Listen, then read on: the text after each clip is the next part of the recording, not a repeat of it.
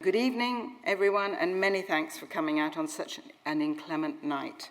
My name is Amanda Hopkinson, and I am Professor of Literary Translation at the University of East Anglia, and for the past 6 years, Director of the British Centre for Literary Translation, otherwise known as the BCLT. The BCLT is currently celebrating the 20th anniversary of its foundation by W.G. Sebald, otherwise known as Max, who was for some 30 years Professor of European Literature at the UEA, and surprisingly little known as an author. Max's intention was to use the BCLT for translation residencies as a place where literary translators could hone their skills and practice their craft, and thus promote and professionalize literary translation as an academic discipline. His own writing was, of course, intimately involved with the practice, for Max wrote all his books in German and worked closely with his English translators, first Michael Hulse and latterly Anthea Bell, on the English editions. It is an additional pleasure, therefore, that Anthea Bell should not only be present this evening, as you well know, but should have been doubly honoured, here with winning the Schlegel Tieck Prize again, and earlier this month with being awarded the OBE, something which the BCLT was also strongly supporting.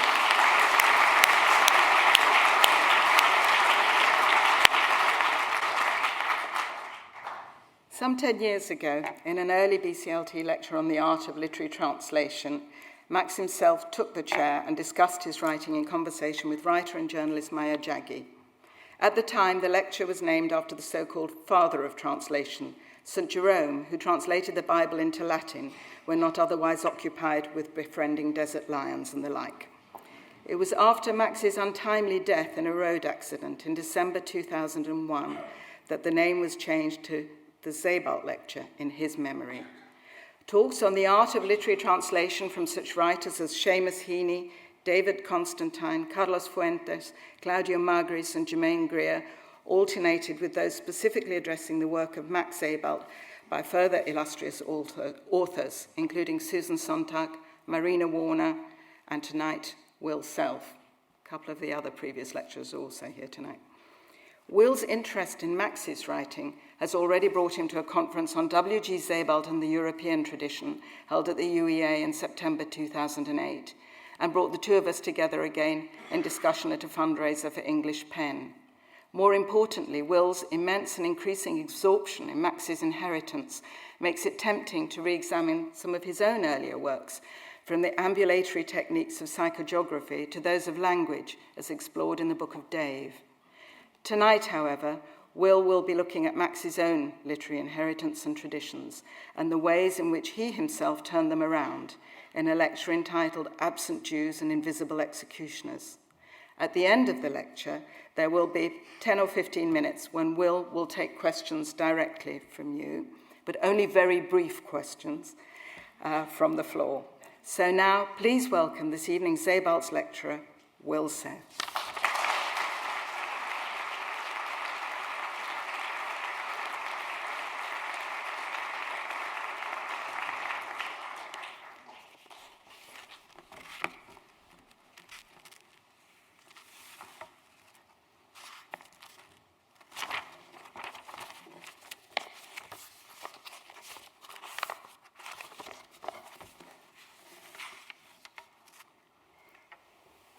I have been asked if I was aware of the moral implications of what I was doing.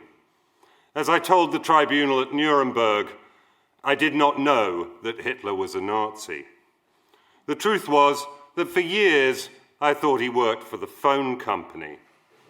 When I did finally find out what a monster he was, it was too late to do anything, as I had already made a down payment on some furniture. Once, towards the end of the year, I did contemplate loosening the Führer's neck napkin and allowing a few tiny hairs to get down his back. But at the last minute, my nerve failed me. Following Freud, himself an exile driven out by the Nazis, there are some things too serious not to joke about. And this applies to Hitler, to the vile regime he initiated, and even to the murders through aggressive war, through mass shootings, extermination camps, and forced marches that this regime enacted. Mass murders, the true extent of which will never now be established with complete accuracy. 20 million, 30. What can such figures tell us? How can they convey the sentience of a single individual crushed beneath the Nazis' juggernaut, let alone a myriad of such lived nightmares? I should qualify the above. Some things are too serious for some people not to joke about them. I cannot decide whether or not the late W.G. Sebald, in whose memory this lecture was inaugurated, would permit himself even the wryest of smiles in response to Woody Allen's parody of Albert Speer's Inside the Third Reich. After all, it isn't the Holocaust that the Schmid memoirs seeks to extract humor from. Rather, Allen is savagely mocking Speer's claim that at the time they were taking place, he personally knew nothing of the murder of the Jews.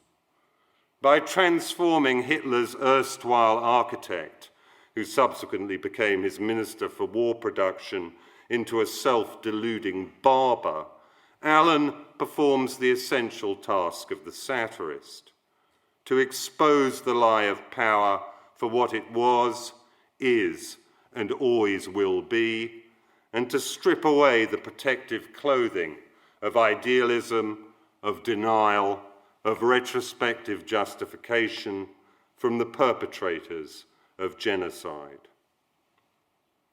Ours is an era intoxicated by its capacity to technologically reproduce history in an instantaneous digitization of all that has happened.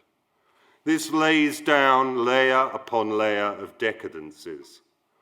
Far from tempering our ability to politicize history, the very existence of this dense stratigraphy seems to spur both individuals and regimes onto still greater tendentiousness.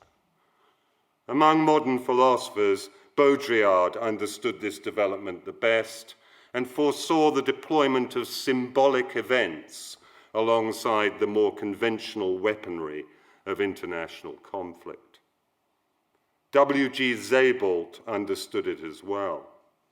In The Rings of Saturn, his fictive alter ego observes the Waterloo panorama, a 360-degree representation of the battle warped round an immense domed rotunda, and muses, "This, then, is the representation of history. It requires a falsification of perspective. We, the survivors, see everything from above, see everything at once, and still we do not know how it was." To counter this synoptic view, which again and again throughout his work, Sebald links to dangerous idealisms and utopian fantasies, the writer offered us subjective experience. This was not, however, reportage that relies for its authority on the mere fact of witness. Sebald, as he wrote with reference to the Allied bombing of Hamburg in his essay Air, War and Literature, mistrusted seeming clarity in the retelling of events that had violently disarranged the senses. Rather, his was a forensic phenomenology that took into account the very lacunae, the repressions and the partial amnesias that are the reality of lived life. Sebald, perhaps better than anyone, would understand the threshold we are now upon. Last year, Harry Patch, the final remaining British combatant in the First World War, died, and with the extinguishing of his sentience, another stratum of history was sealed shut. In the next 2 or 3 decades, the same will happen in respect of the Second World War and the Holocaust. Last November, John Demjanjuk was wheeled into a Munich courtroom to stand trial on charges of being an accessory to 27,900 murders in the Sobibor extermination camp. And despite the statement by the Zentralrat der Juden in Deutschland that all NS criminals still living should know that there won't be mercy for them, regardless of their age, it is generally understood that this will be the last Holocaust crimes trial of any significance. The previous month, convicted Holocaust denier Nick Griffin, in his guise as a leader of a legitimate British political party, appeared on BBC One's Question Time, where he was subjected to carefully orchestrated liberal barracking. And throughout the Christmas period, Miroslav Balka's minatory installation, How It Is, lowered in the turbine hall of Tate Modern, a steely black hole in the space-time fabric, beckoning the comfortable London gallery goers into a psychic identification with those who were forced at gunpoint to entrain for an apocalypse.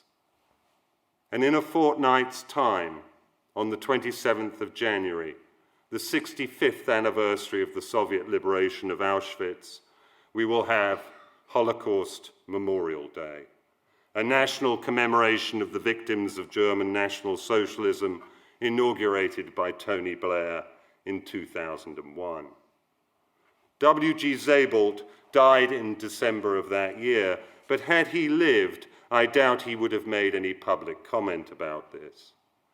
Nevertheless, while I don't wish to contribute to the world's stock of tendentiousness, of which we already have a superfluity, the message I take from Sebald's works and his scrupulous posture in relation to the remembrance of the Holocaust victims is that such events, far from ensuring a legacy of hope, the theme of this year's day, shore up a conception of history, of humanity, and of civilization that depends on the Holocaust as an exceptional and unprecedented mass murder. It is not just in terms of the Zionist eschatology that the Holocaust is deployed as a symbolic event, but we also require it as a confirmation of our own righteousness in the democratic and industrialized West. Albert Speer was, of course, the very personification of an industrialization run amok, a Promethean orgy that saw fire stolen from the gods and brimstone wrested from the earth. The Nazis, for all the queered atavism of their ideology, were nothing if not modernizers. So, Speer could be significant for Sebald for many reasons. The grotesque giganticism of his designs for the new capital of Hitler's 1,000-year Reich would seem the epitome of that Bowdlerization of Burke's objects great and terrible, which was the Nazis' vision of art as the servant of social control.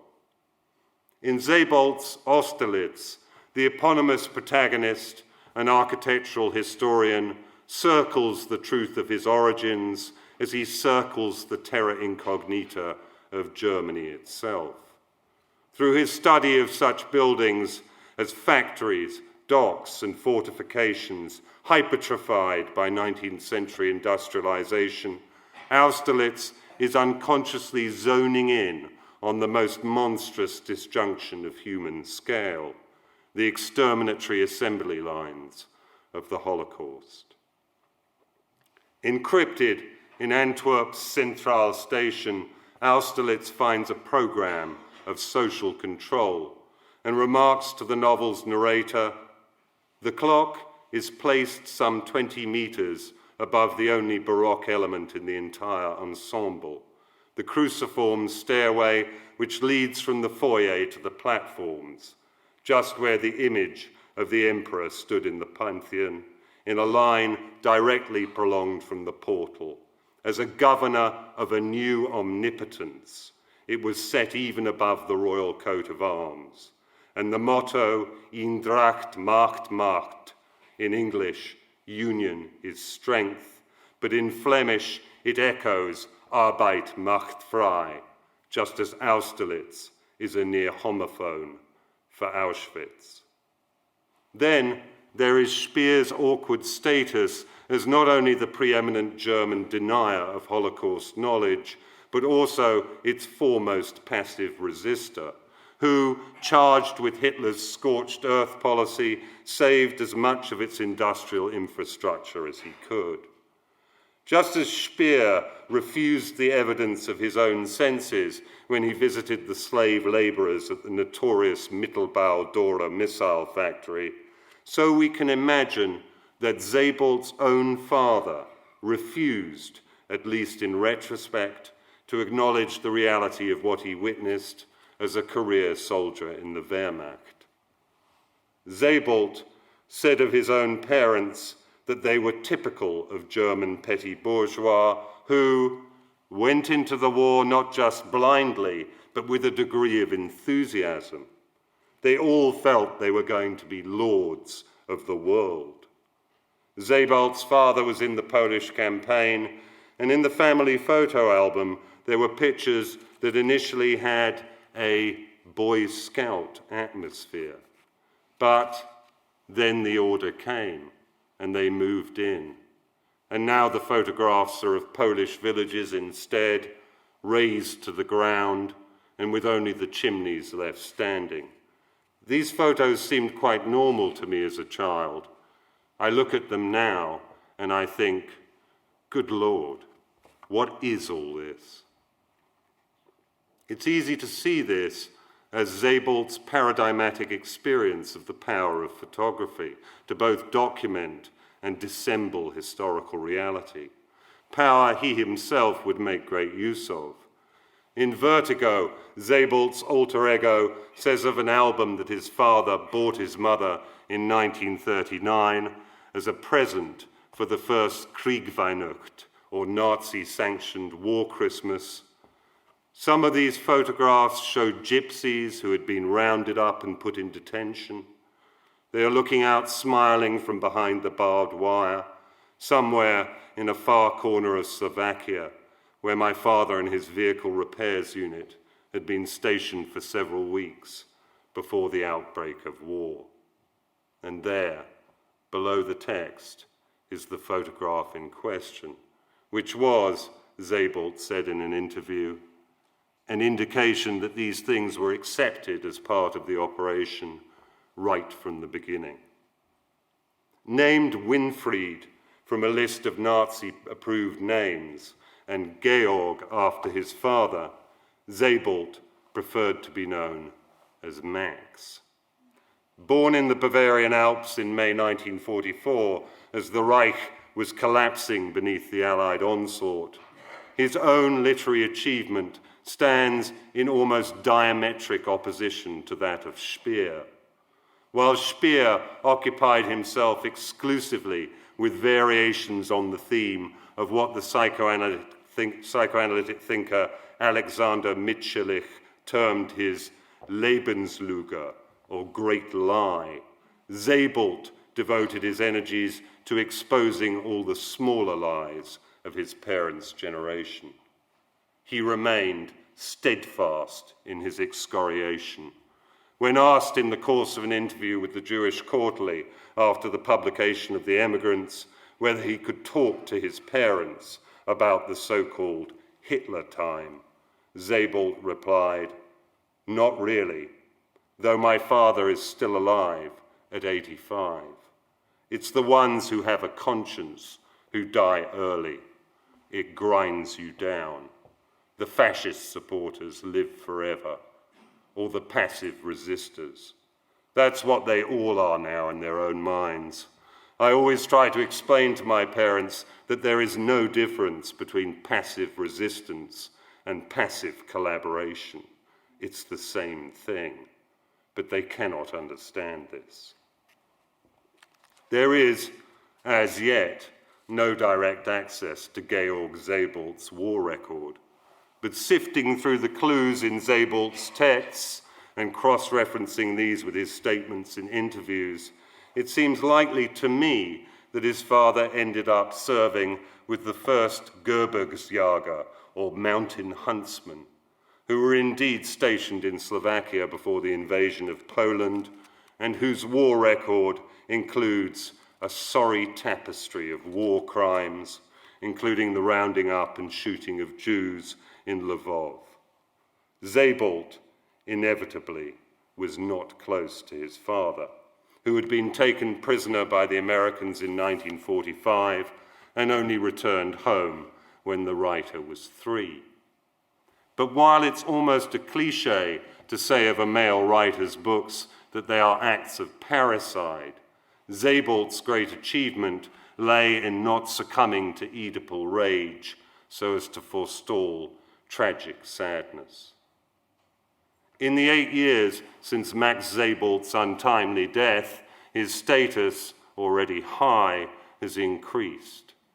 In 2007, Horace Engdahl, former secretary of the Swedish Academy, cited Sebald as one of the writers who would have been a worthy Nobel laureate.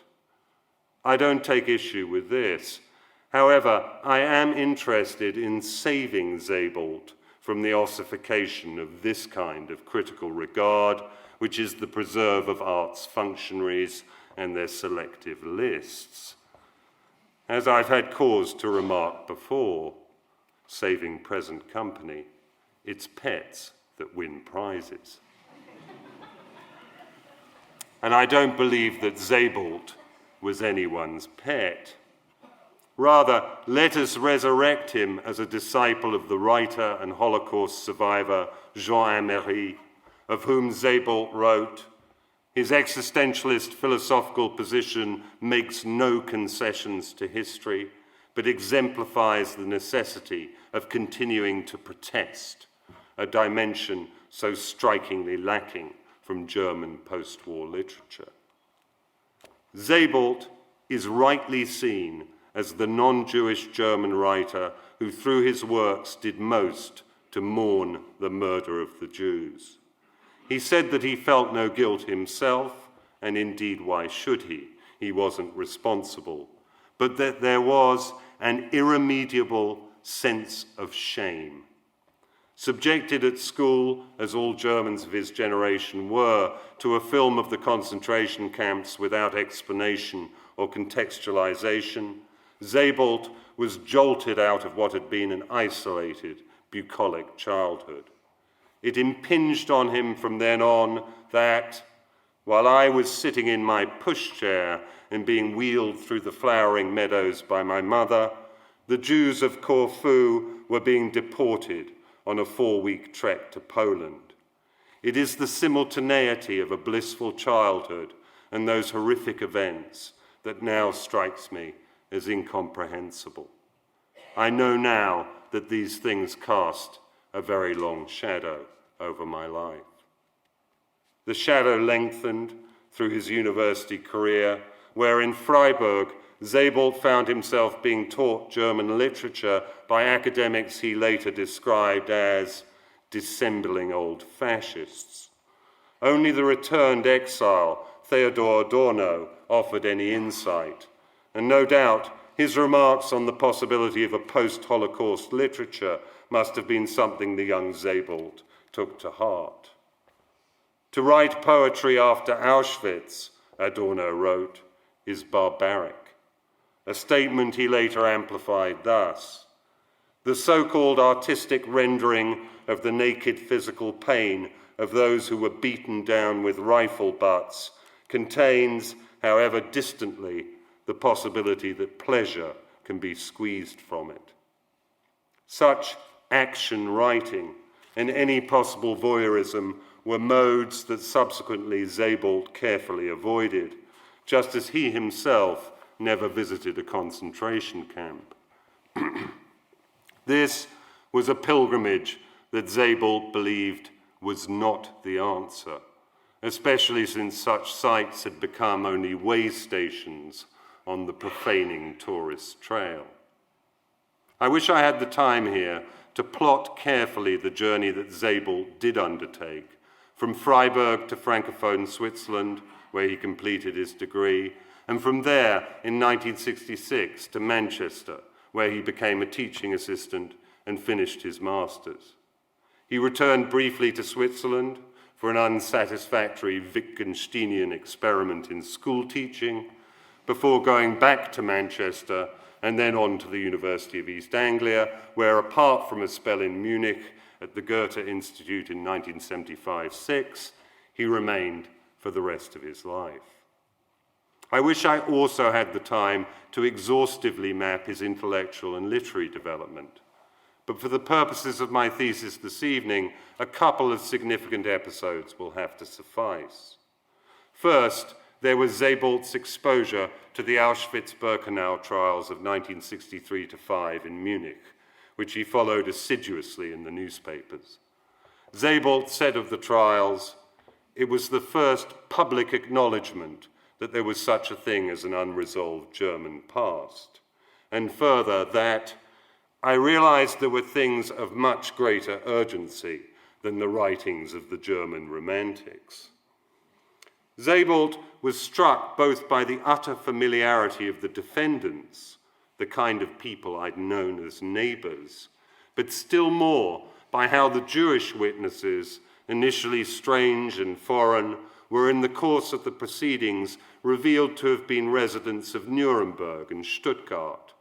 For Sebald, awakening to the realization that he had been living among tacit accomplices to the elimination of these people's relatives, made him feel himself to be a tacit accomplice as well. And so he had to know what had happened in detail and try to understand why it should have been so. We will return to that why, which I believe to be crucial, because with a less nakedly philosophic writer, it would undoubtedly have been replaced by the how of historicist instrumentality.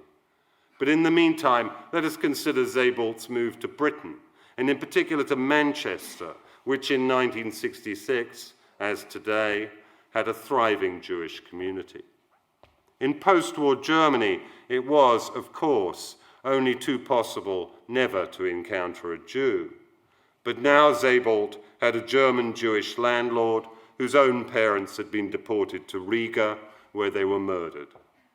This man subsequently became one of the models for Max Ferber, the painter in Sebald's The Emigrants, and the encounter hammered home the template for his subsequent modus operandi.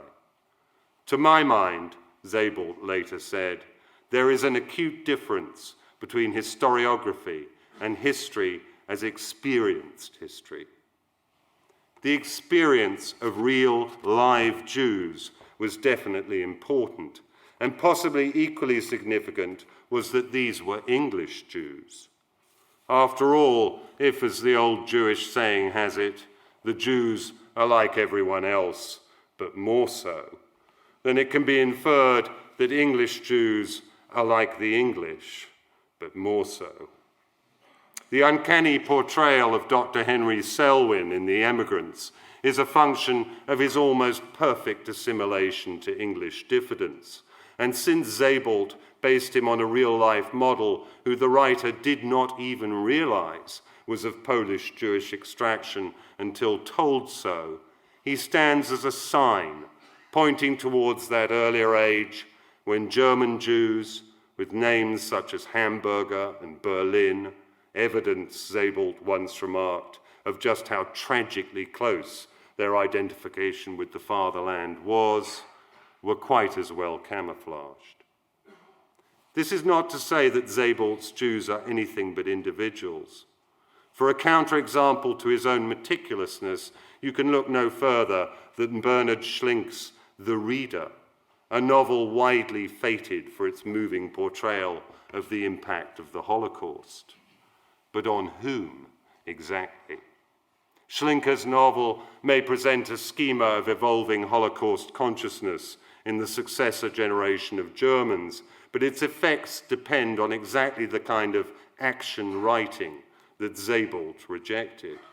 In Schlink's case, this action consists in the frisson of the protagonist's underage sex with a beautiful concentration camp guard. No wonder Schlink's novel became that tiresome cliché, a major motion picture, complete with a Titanic English actress indulging in artistic nudity. It is perhaps to Schlink's credit that he doesn't try and pretend sufficient familiarity with the sole Jewish character in the novel to actually provide her with a name, but, as some critics have done, to credit this as a sensitive allegory, one individual in lieu of the exterminated 6 million, seems special pleading to me. Of course, in his writings and interviews, Sebald never pretended that his artistic development was entirely sui generis. It's more that the lamentable insularity of the English-speaking world, if we can speak of something so mondial as an island, has made us generally impervious to foreign cultural influences that depend vitally on language. This cannot have been far from Sebald's own mind, not only when he rigorously collaborated on the translation of his own prose fictions from German into English, but also in his work as a pedagogue and as the founder in 1989 of the British Centre for Literary Translation. Be that as it may, the influence of Alexander Kluge, to name but one exemplar of the documentary literature of post-war Germany, on Sebald's methodology and concerns is difficult to assess for a non-German speaker, since none of Kluge's key texts are available in translation. We can identify, to some extent, Sebald's affinities with Jean Emery or with Alfred Döblin, the subject of his own doctoral thesis. But the point needs to be stressed that these are Jewish German writers, the former a Holocaust survivor, the latter a modernist whose sensibility was shaped during Weimar. What we cannot do is to place Sebald within the German literary context where he might be said to belong. In cosmology, there is what's known as the strong anthropic argument, which extrapolates from the coincidence of the physical laws of the universe and our ability to observe those laws to the proposition that this is no coincidence, but a necessity. The universe has evolved precisely to produce beings of our kind, QED, God. I suspect, in our view of W.G. Sebald as the preeminent, or at least most widely and obvious revered, German language writer in the English-speaking world, we are falling victim to a strong anthropic argument, when a weaker one will suffice. Undoubtedly, it was precisely Sebald's own exile from Germany and his exposure to living Jewish communities that made it possible for him to transform the inchoate mistrust of his passive collaborator background into an active literature of atonement. I suspect there is a degree of wishful thinking in the critiques of post-war German literature published in English, and the title of the most comprehensive of these, Ernestine Schlant's worthy, if overdetermined, The Language of Silence, says it all. The literature of Holocaust survivors can tell us how it was, but it can do little to explain why it was. For that, we have impotently required a fully self-actualized literature of the perpetrators. In other words, an impossibility. Hannah Arendt's much-quoted subtitle to her study of the Eichmann trial, The Banality of Evil, has become a shibboleth to be lisped in the nightmarish face of the Holocaust. In fact, Arendt avoided the term in the text, while stressing in her private letters from Jerusalem during the trial that, after ploughing through the 3,000-page transcript of Eichmann's interrogation by the Israeli police, what impressed her most was his brainlessness. We cannot interrogate the brainless for their or our own self-actualization. We cannot look to those who have capitulated to a regime which made evil a civil norm for a moral re-evaluation. Instead, we have their sons and daughters, and we have Sebald, whose elegant, elegiac, and haunting prose narratives reinstate the prelapsarian German-speaking world. His careful use of documentary sources places before the contemporary reader the actuality of a culture in which Jews were an integral part, while his style is at once discursive, looping in historic anecdote and literary reference, and incisive, cutting away at the surface of reality to expose the mysterious interconnections of things in themselves. To read Sebald is to be confronted with European history not as an ideologically determined diachronic, as proposed by Hegelians and Spenglerians alike, nor as a synchronic phenomenon to be subjected to Baudrillard's postmodern analysis. Rather, for Sebald, history is a palimpsest, and the reification implied is significant, the meaning of which can only be divined by rubbing away a little bit here, adding on some over there, and then, most importantly, stepping back to allow for a synoptic view that remains inherently suspect.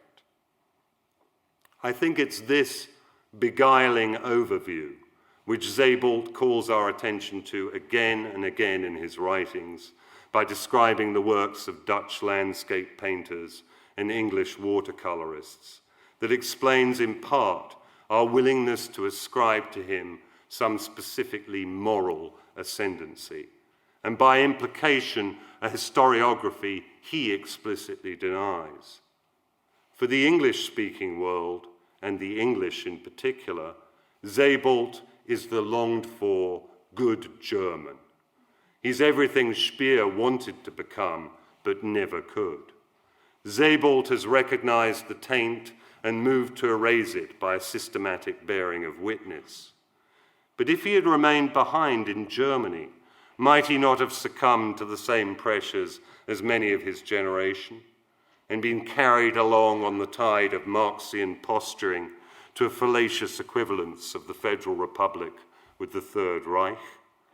It's hard to imagine Sebald subsuming the emotional reality of the Holocaust to an intellectual abstraction, just as it's difficult to see him falling for the victimology of many German writers of the successor generation, who, in their torturous investigations of Oedipal hatred, revealed only that it was all about them. But then, recall that Sebald was no great believer in free will.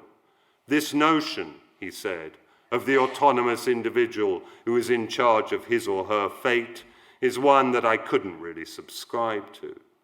So presumably, nor could he have subscribed to any view of his literary work as originating from a desire to do the right thing that was then done. Indeed, he never did. He disavowed any particular philo-Semitism, explaining his resurrection of German Jewry as a form of social history as much as anything else, which does indeed make Sebald sound more English than the English. But the urge to project holy motives onto writers in this godless age is quite as strong as our desire to damn them to a hell no one believes in either. In England, Sebald's one-time presence among us, even if we would never be so crass as to think this, let alone articulate it, is registered as further confirmation that we won. And won because of our righteousness, our liberality, our inclusiveness, and our tolerance. Where else would the good German have sprouted so readily, if not from our brown and nutritious soil? If he had remained at home, might he not have become, at the very least, a German version of Thomas Bernhard, a refusenik, an internal exile, his solipsism not modulated by melancholy, but intensified until it became a cachinnating cynicism? Instead, the writing is anecdotal in feel, and furnished with plenty of English quotidiana, teasmaids and coal fires, battered cod and dotty prep school masters, branch line rail journeys and model-making enthusiasts. Enough, at any rate, to submerge any disquieting philosophizing. I might be doing the Middle English readership of Sebald, if indeed such people exist at all, a disservice, were it not that I'm prepared to take the rap myself. I find Sebald's path into the charnel house of the 20th century quite reassuring, especially when it takes the form of a hearty English walk. To read exclusively German post-war German literature is to find myself in the position of the unnamed narrator of Walter Arbish's How German Is It?, who, on returning to his hometown after the war, becomes transfixed by the way Germanness inheres in everything he sets his eyes on, even the rivets that secure the map of the town to the station wall. In To German Germany, Sebald is, of course, not quite German enough. In the past 8 years, there has been some upgrading of his reputation, but Sebald would have needed to be alive in order to have benefited from Günter Grass's own downgrading following the revelation of his SS membership. As for Martin Walser, paradoxically, it is his insistence that Germans have done enough atoning, which, or so German friends of mine assure me, people find boring. Sebald did enter the lists of the great controversies surrounding the history of the Hitler time when in 1997 he delivered his series of Zurich lectures, posthumously published in England in an edited form under the title On the Natural History of Destruction. When these writings appeared in Germany, Sebald's contention that the wholesale destruction of the German cities by Allied bombing, resulting in 600,000 civilian deaths and 5 million homeless, was singularly underrepresented in post-war German literature, became a stick in the hands of both right and left, intent on beating each other. Sebald's reputation predictably suffered collateral damage. I suspect Sebald was not so much ingenuous as out of touch with contemporary opinion. To him, the continuing and plangent shame Germans should feel for the murder of the Jews remained a given. It did not need to be restated in a thesis concerning a different mass killing. Besides, he did state explicitly in the text that it ill-behoved Germans to castigate the wartime allies, whatever their motivation, for prosecuting the war in this fashion. You don't have to be an exile to be perceived as a Nestbeschmutzer, one who dirties his own nest in the German-speaking world, but it helps. While exactly those Baker-like touches English critics find reassuring, even as they shade in the utter blackness, German ones are dismissive of. Reviewing Austerlitz for Die Zeit, Iris Radish described its lapidary style as Holocaust and staghorn buttons, while averring that something's wrong here. Is it really possible to use the same model of archives to describe the search for your deported parents as the search for shells in a school friend's house? Is it persuasive to plaster the journey back to the places of expulsion, death, and destruction with antique curiosities? Then again, given that if you hail a cab outside Frankfurt's rail station, its driver is very likely to be writing a doctoral thesis on the Frankfurt School, Sebald's metaphysical bent, worrying to English empiricists, is viewed straightforwardly by this compatriot. Sebald is the same as those philosophers of whom Kierkegaard said, all that they write about reality is just as confusing as reading a sign at a flea market stall that says, washing done here. You come back with your things, hoping to have them washed, but instead you stand there like an idiot, because the sign is merely there to be sold. None of which is to suggest that you cannot also find plenty of praise for Sebald's works among German critics. It's just that what's missing is the peculiar reverence that attaches to writings that, so long as they aren't read too closely, seem to confirm us English in some of our most comforting prejudices. Context, as Sebald himself knew, remains only too important. And before I reach the kernel of my thesis concerning W.G. Sebald and the Holocaust, I think it only fair to limn in my own. How English is that? I began with a quote from a Woody Allen parody that I first read in his anthology Getting Even, soon after its publication in 1971. I found the Schmid memoirs uproariously funny, although aged 11, I had no idea who Albert Speer was.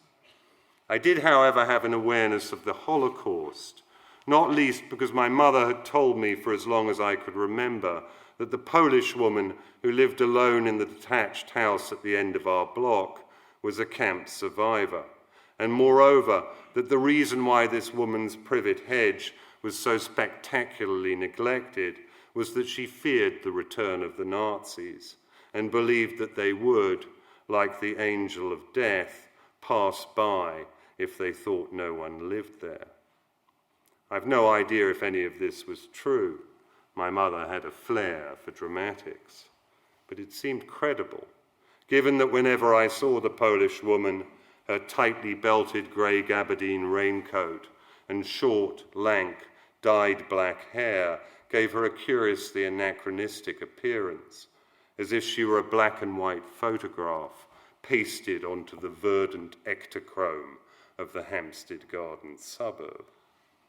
I also knew about the passive collaborators with the Holocaust from an early age because my mother regularly accused my father of having been one. In retrospect, and in the full light of the knowledge I now possess concerning the political consciousness of upper-middle-class English ex-public schoolboys in the late 1930s, this notion of my mother's is not just preposterous, but slightly hateful. My father was 20 in 1939 when his call-up papers arrived. He had just gone up for his first term at Oxford and had for some time been a member of Dick Sheppard's Peace Pledge Union.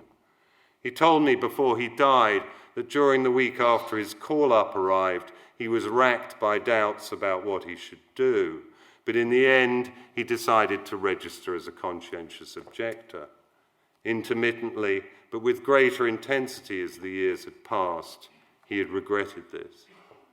For my mother, an American Jew of Russian extraction, ignorance was no defense when it came to the Nazis' genocidal intentions towards Jewry.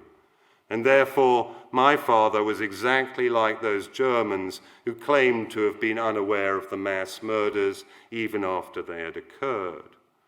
While accepting that she, growing up in the New York borough of Queens in the 1930s, may well have been aware of the Nazis' persecutory zeal because, as she told me, of letters our relatives in Europe were forced to send requesting money that was then stolen from them.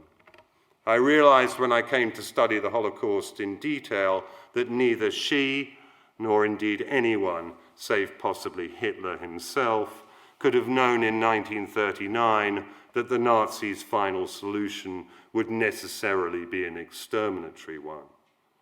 This being noted, my father's further claim that he knew nothing at all of the Holocaust until Richard Dimbleby's famous broadcasts from Belsen in 1945 does suggest a certain willed ignorance on his part, which, if not exactly Speer-like, was far from uncommon among the British.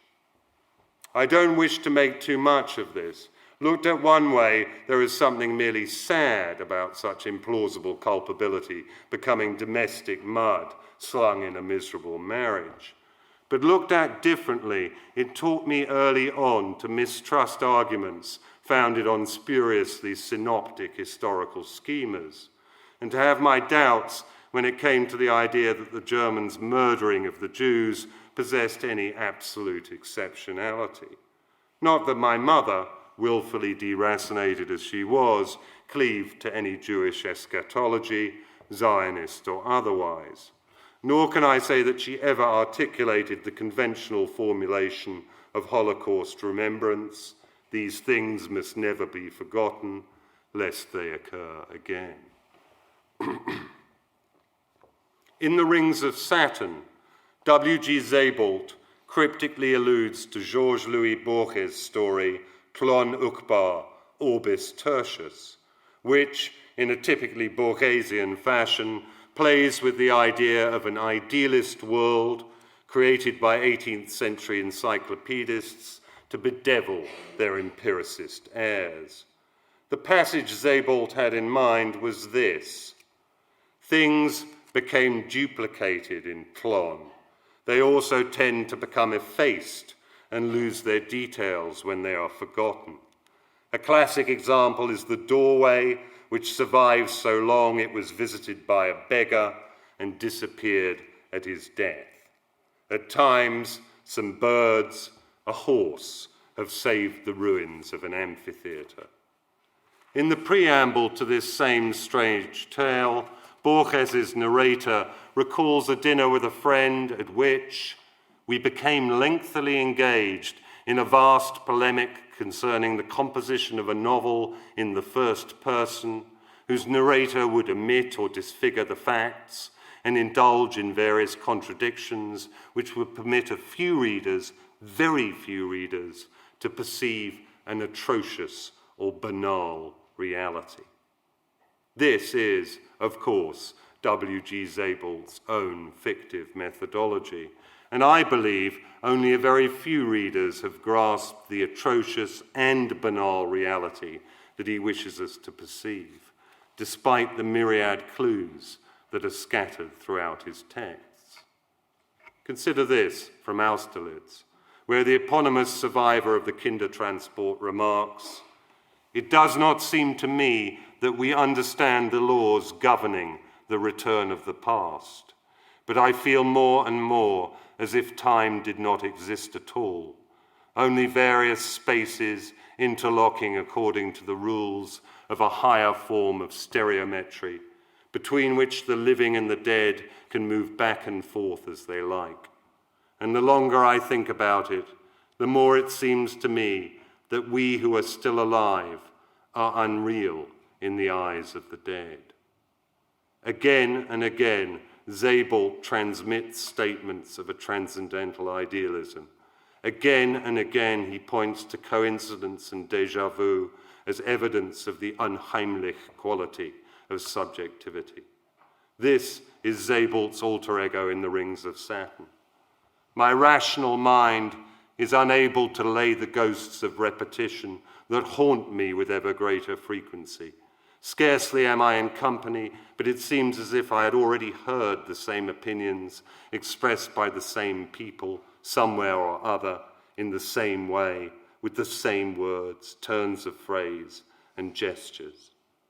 If instead of conventional linear narratives, Sebald's prose fictions are word filigrees spun out of such atemporal coincidences, then they are also haunted by the congruence of the things in themselves that constitute the material world. In The Emigrants, Max Ferber returns to smoky industrial Manchester, understanding intuitively that while he may have escaped the Holocaust, it remains his destiny to serve under the chimney. The echo of the Bühne at Auschwitz is certainly intentional, and just as willed by Sebald are the references throughout his books to Theresienstadt, the model concentration camp established by Reinhard Heydrich in the Bohemian hinterland. I speak not just of the extended passages concerned with the camp in Austerlitz, but of tens and scores of other references to it, far more than to any of the other more notorious nodes of the Holocaust. I believe that in Theresienstadt, where tens of thousands of privileged Jews were crammed into an 18th century fortified town a kilometre square, Sebald saw the very synecdoche of the Holocaust. With its theatre company and orchestra, its workshops and its newspaper, Theresienstadt was given a grotesque makeover by the Germans so that it could serve as a Potemkin village for a Red Cross inspection in 1944, designed to allay international suspicion. At the same time, a film was made depicting the idyllic existence of those who, shortly after the shooting stopped, were transported to the gas chambers of Auschwitz, or else forced east on the death marches that claimed 1.5 million more Jewish lives in the Nazis' Gotterdammerung.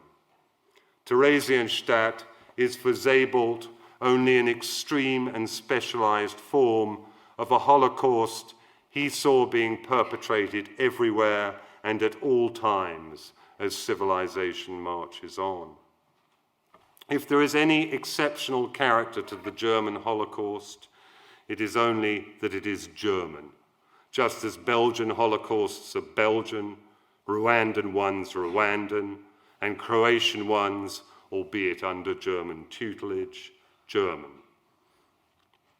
Describing Joseph Conrad's arrival in Brussels to take up the commission which would gain him the material for Heart of Darkness, Sebald wrote, "Conrad now saw the capital of the Kingdom of Belgium, with its ever more bombastic buildings, as a sepulchral monument erected over a hecatomb of black bodies, and all the passers-by in the streets seemed to him to bear that dark Congolese secret within them."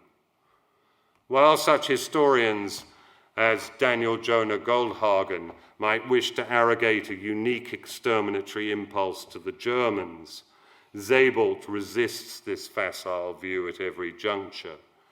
In his doctoral thesis on Alfred Döblin, Sebald was inclined to see aspects of Berlin Alexanderplatz as a shadow cast forwards, a kind of reverse memory. Commenting on Döblin's description of an abattoir, Sebald avers that far more horrifying than the chaotic destruction of the apocalypse is the well-ordered destruction contrived by man himself. Implicit in Sebald's work is the idea that human mass murder is only a suicidal form of the Holocaust we are perpetrating on the natural world. It is there in the Rings of Saturn, where the description of the destruction of the European fisheries is juxtaposed with a double-page photograph of the naked bodies of the Nazis' victims lying among trees. It is there in The Emigrants, where Manchester is described as a necropolis or mausoleum. In Vertigo also, when the vehicles crawling along the gleaming black roads out of Innsbruck are imagined as the last of an amphibian species, close to extinction. Encrypted in almost every line of After Nature, we find the same message. Cities phosphorescent, on the riverbank, industries glowing piles waiting beneath the smoke trails. Like ocean giants, for the sirens blare, the twitching lights of rail and motorways, the murmur of the million-fold proliferating mollusks, woodlice and leeches, the cold putrefaction. In conclusion, then, W.G. Sebald had no need of a Holocaust Remembrance Day. And I believe that if we read him rightly, nor have we. In Germany, a memorial day for the victims of National Socialism is indeed an appropriate response, if not an atonement, for crimes committed. But here, Tony Blair might have done better to inaugurate a refusal to grant refugee Jews asylum Memorial Day, or an incendiary bombing of German cities Memorial Day, or even, casting the shadow forward, an Iraqi civilians killed due to pusillanimous Atlanticist foreign policy Memorial Day. for these are deaths that more properly belong at our door. For Sebald, and for those of us who hearken to his metaphysic, there is no need to remember, because the Nazis' Holocaust is still happening in an interlocking space, while right beside us are the poisoned seas, the glowing piles, and the cold putrefaction of an environmental one. More and more, the narrator of The Emigrants tells us concerning Dr. Selwyn. He sensed that nature itself was collapsing beneath the burden we placed upon it. And as Gerhard Richter's fusion of slow oils and photographic quicksilver so perfectly expresses, upon that denuded foreground, Onkel Rudi is always posing for the camera, smiling in front of the slave labourer's hecatomb. Thank you.